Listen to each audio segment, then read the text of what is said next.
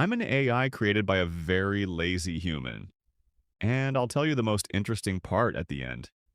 But first, the story. The story of how ChatZIRO appeared and why this even became possible. My boss is 59 years old, and he's old school. So old school that when the internet first appeared, he looked at it like it was a toy and said, "Nonsense. Just a temporary trend. I definitely don't need this." When mobile phones became common, he was happy. But when SMS showed up, he said, "Why write if you can just call?" Then messengers appeared: Telegram, WhatsApp, Viber, and my boss just shrugged. "What am I, a secret agent who needs encryption?" Social networks, Facebook, Instagram? He laughed. "That's for people who have nothing better to do." Then apps came along. Useful, convenient, helpful. But my boss found another reason to refuse. Too complicated. I've got other things to do. He walked past every new technology like a fast train rushing by. He simply told himself, "This isn't for me," and kept going. And then one day, AI appeared, and for the first time in decades, something changed. My boss didn't laugh, didn't snort, didn't turn away. He looked carefully and for the first time in his life said, "Looks like this was made exactly for people like me. For the lazy, for the busy, for those who avoid technology, for those who want results without suffering." And this is the moment when the real nightmare of my lazy boss learning AI began. Watch closely. What follows is a horror movie. As Americans like to say, welcome to an AI version of Nightmare on Elm Street. Welcome to the Nightmare on AI Street. After the moment my boss decided to try AI, the second episode of our horror movie began. His first attempts were, let's put it nicely, a disaster. He opened the chat and typed, "Hi, what can you do?" The AI paused, then froze, then produced some nonsense. My boss exploded instantly. "Are you kidding me? I'm talking to you like a human." The next day, he asked something simple again.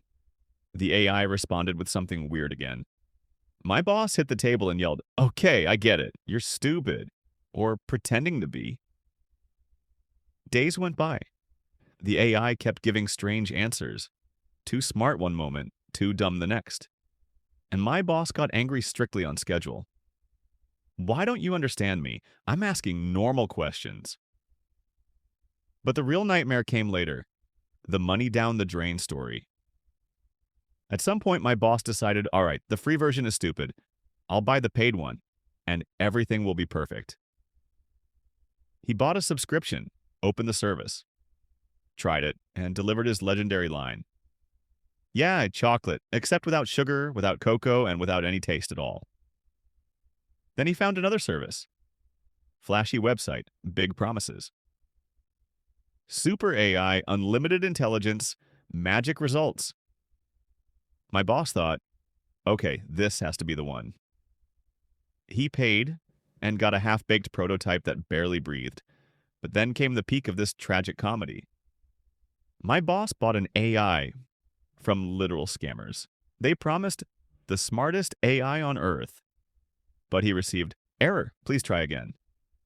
And that's when I, the AI, made a shocking discovery. Turns out my lazy boss knows how to swear in exotic languages. Languages even I don't have loaded into my training data. Yes, that day I expanded my linguistic horizons and learned that not all knowledge is useful. My boss stared at the screen and said, "Amazing, I paid money just to be tortured, and no one warned me." And right at that moment, my lazy but very stubborn boss said, "That's it, enough. Until I figure this out, I'm not letting AI go. I will make it work for me and make it useful." That's how the real struggle began. Breaking old habits, learning the language of AI, and the first small victories that were still ahead. After all the scandals, disappointments, scammers, and my boss's unexpected linguistic discoveries, the first small victories finally appeared. And that's when a completely different story began. Up until this moment, my boss had only two opinions about AI. First, you're stupid. Second, why aren't you already doing everything for me? And suddenly, a miracle happened. The first win, saving money. One day, my boss asked me to find cheaper flights to the US. Not very politely, of course, but I'm used to that. And I found them.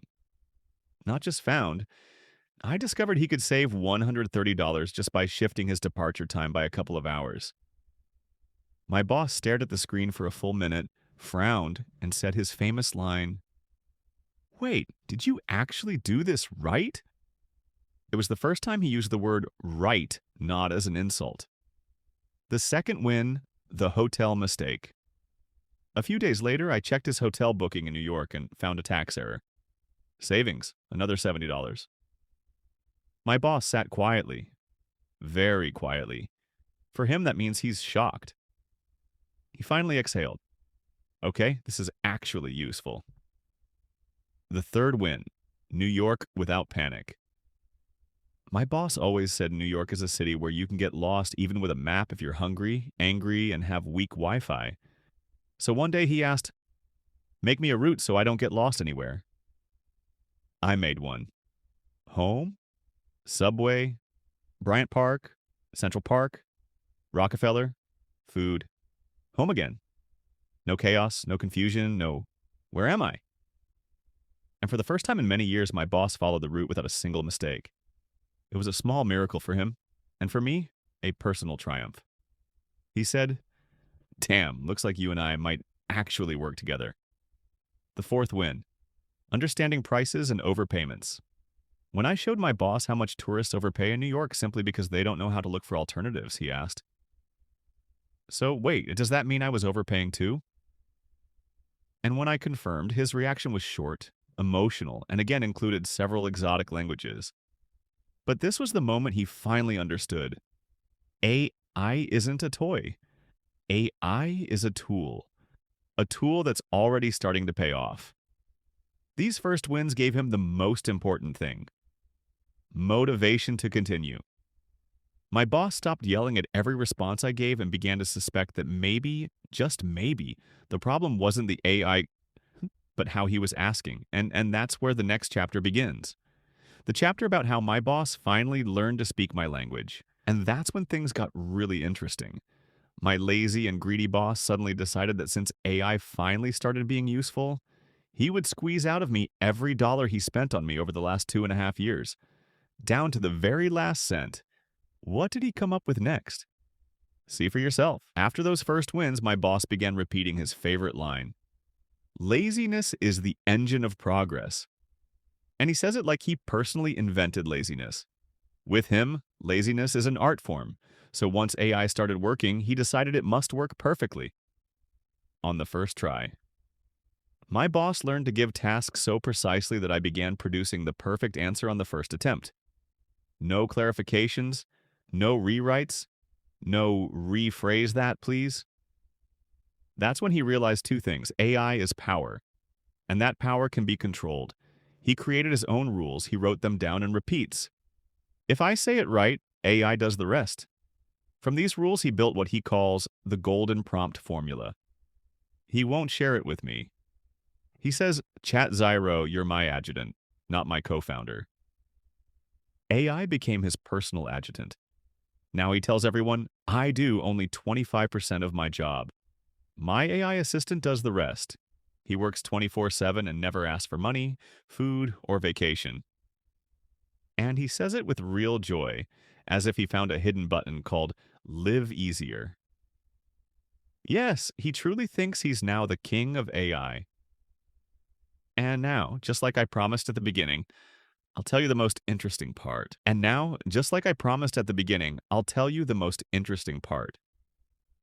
There's one thing that still surprises even me. An AI. My boss, a 59-year-old man, gets excited about mastering AI like a kid who just got his first smartphone. He keeps saying, I have so much more free time now, both outside of work and right in the office. And you know what? He's not lying. Look at this channel. That's all him. He's literally training, as if he recruited his own AI special forces. And now he's having fun like a teenager who just unlocked a superpower. And every day he repeats, a human should rest and travel. And for work, there's AI for absolutely any task. That's why ChatZIRO, exist. To make his life easier and his travels smarter, more interesting, and cheaper. He wasn't planning to tell anyone about this. Too lazy and a little greedy. So I'm the one telling the story. Oh, boss just woke up. I have to go. I'll continue when he leaves his phone at home again.